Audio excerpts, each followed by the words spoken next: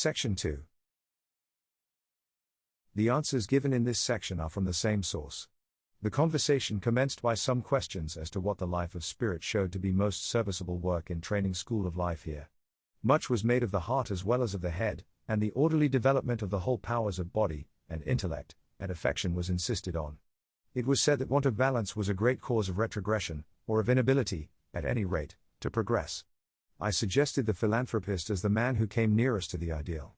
The reply was, "The true philanthropist, the man who has the benefit and progress of his fellows most at heart, is the true man, the true child of the Almighty Father, who is the great philanthropist. The true philanthropist is he who grows like God every hour. He is enlarging by constant exercise the sympathies which are eternal and undying, and in the perpetual exercise of which man finds increasing happiness.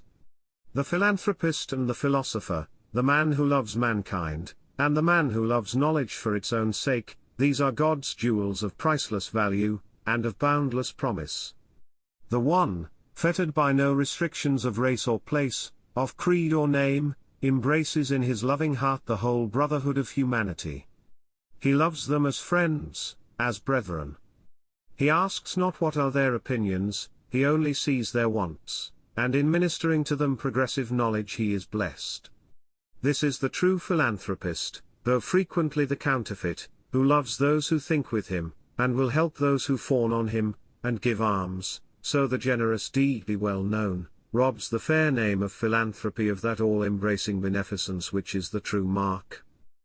The other, the philosopher, hampered by no theories of what ought to be, and what therefore must be, bound by no subservience to sectarian opinion, to the dogmas of a special school, free from prejudice, receptive of truth, whatever that truth may be, so it be proven, he seeks into the mysteries of divine wisdom, and, searching, finds his happiness.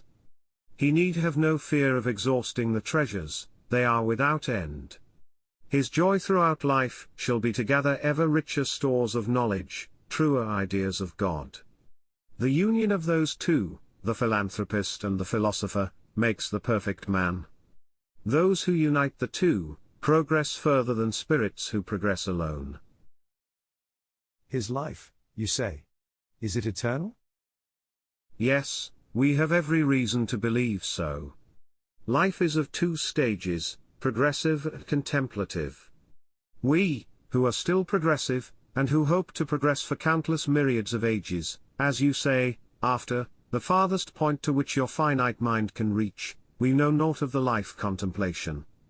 But we believe that far, far in the vast hereafter there will be a period at which progressive souls will eventually arrive, when progress has brought them to the very dwelling place of the Omnipotent, and that there they will lay aside their former state, and bask in the full light of Deity, in contemplation of all the secrets of the universe. Of this we cannot tell you. It is too high. Soar not to such vast heights. Life is unending, as you count it, but you are concerned with the approach to its threshold, not with the inner temple. Of course. Do you know more of God than you did on earth? We know more of the operations of His love, more of the operations of that beneficent power which controls and guides the worlds.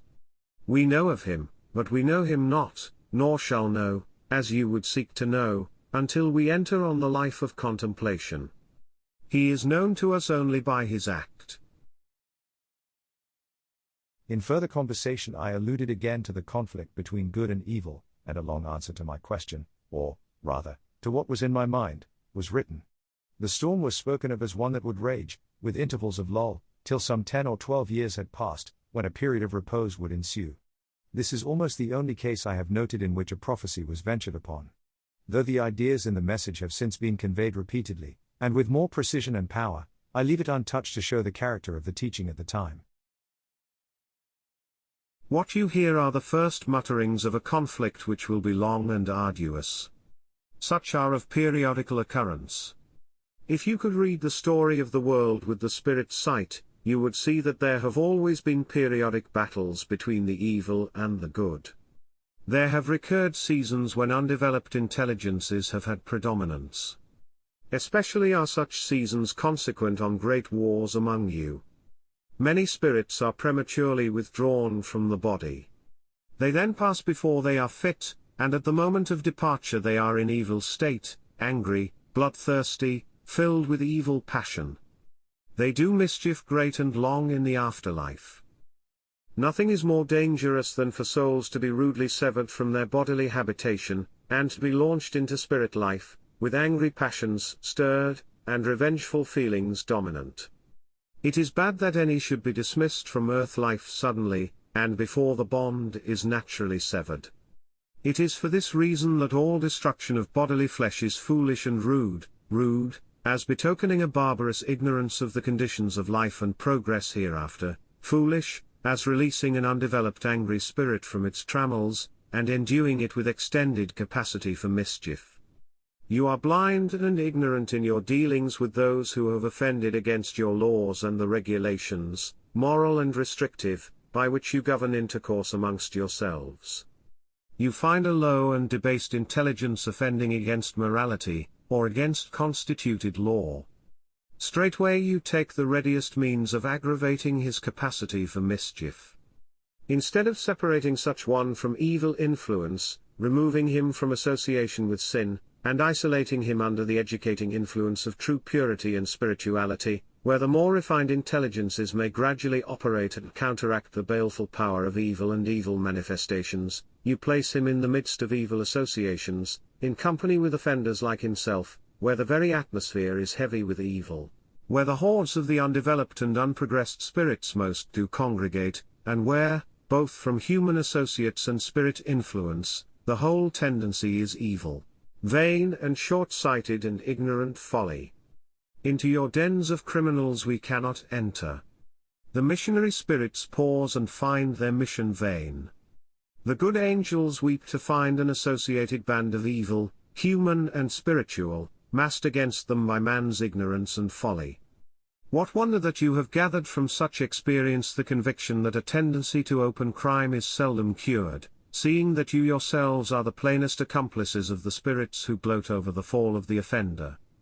How many an erring soul, erring through ignorance, as frequently as through choice, has come forth from your jails hardened and attended by evil guides you know not, and can never know. But were you to pursue an enlightened plan with your offenders, you would find a perceptible gain, and confer blessing incalculable on the misguided and vicious. You should teach your criminals, you should punish them, as they will be punished here, by showing them how they hurt themselves by their sin, and how they retard their future progress. You should place them where advanced and earnest spirits among you may lead them to unlearn their sin, and to drink in wisdom, where the bands of the blessed may aid their efforts, and the spirits of the higher spheres may shed on them their benign and elevating influence. But you hoard together your dangerous spirits. You shut them up, and confine them as those who are beyond hope. You punish them vindictively, cruelly, foolishly, and the man who has been the victim of your ignorant treatment pursues his coarse foolish, suicidal sin, until in the end you add to the list of your foolish deeds this last and worst of all, that you cut him off, debased, degraded, sensual, ignorant, mad with rage and hate, thirsting for vengeance on his fellows, you remove from him the great bar on his passions, and send him into spirit life to work out without hindrance the devilish suggestions of his inflamed passions.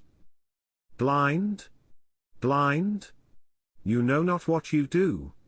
You are your own worst enemies, the truest friends of those who fight against God, and us, and you. Ignorant no less than blind. For you spend vast trouble to aid your foes.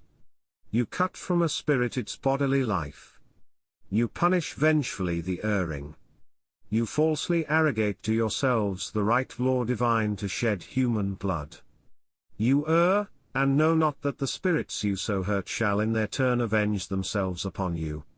You have yet to learn the earliest principles of that divine tenderness and pity which labors ever through us to rescue the debased spirit, to raise it from the depths of sin and passion, and to elevate it to purity and progress in goodness.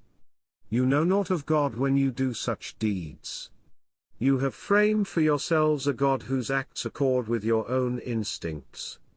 You have fabled that he sits on high, careless of his creatures, and jealous only of his own power and honor. You have fabricated a monster who delights to harm, and kill, and torture, a God who rejoices in inflicting punishment bitter, unending, unmitigable. You have imagined such a God, and have put into his mouth words which he never knew, and laws which his loving heart would disown. God, our God good, loving, tender, pitiful, delighting in punishing with cruel hand his ignorantly erring sons. Base fable. Base and foolish fancy, produced of man's cruel heart, of man's rude and undeveloped mind. There is no such God. There is none? He has no place with us, none, save in man's degraded mind. Great Father, reveal thyself to these blind wanderers, and teach them of thyself. Tell them that they dream bad dreams of thee, that they know thee not, nor can know till they unlearn their ignorant conceptions of thy nature and thy love. Yes, friend, your jails and your legalized murder, the whole tenor of your dealings with criminals, are based on error and ignorance. Your wars and your wholesale murderings are even more fearful. You settle your differences with your neighbors, who should be your friends, by arraying against each other masses of spirits. We see not the body, we care only for the spirit temporarily clothed with those human atoms, and those spirits you excite to full pitch of rage and fury, and so you launch them, rudely severed from their earth bodies, into spirit life. You inflame their passions, and give them full vent. Vengeful, debased, cruel, earth-bound spirits throng around your earth sphere, and incite the debased who are still in the body to deeds of cruelty and lust and sin. And this for the satisfying of ambition, for a passing fancy, for an idle princely whim, for lack of something else to occupy a king. Ah! Friend, you have much, very much to learn, and you will learn it by the sad and bitter experience of undoing hereafter that which you have now done. You must learn the golden lesson, that pity and love are truer wisdom than vengeance and vindictive punishment, that were the great God to deal with us as you deal with your fellows, and as you have falsely fabled that he will, you would be justly sent to your own imagined hell. You must know of God, and of us, and of yourselves, ere you can progress and do our work instead of our adversaries. Friend, when others seek from you as to the usefulness of our message, and the benefit which it can confer on those to whom the Father sends it, tell them that it is a gospel which will reveal a God of tenderness and pity and love, instead of a fabled creation of harshness, cruelty, and passion. Tell them that it will lead them to know of intelligences whose whole life is one of love and mercy and pity and helpful aid to man, combined with adoration of the Supreme. Tell them that it will lead man to see his own folly, to unlearn his fancied theories, to learn how to cultivate his intelligence that it may progress, to use his opportunities that they may profit him, to serve his fellow men, so that when they and he meet in the hereafter, they may not be able to reproach him that he has been, so far as he could, a clog and an injury to them. Tell them that such is our glorious mission, and if they sneer, as the ignorant will, and boast of their fancied knowledge, turn to the progressive souls who will receive the teaching of wisdom, speak to them the message of divine truth that shall regenerate and elevate the world, and for the blind ones, pray that when their eyes are opened, they may not despair at the sight which they shall see.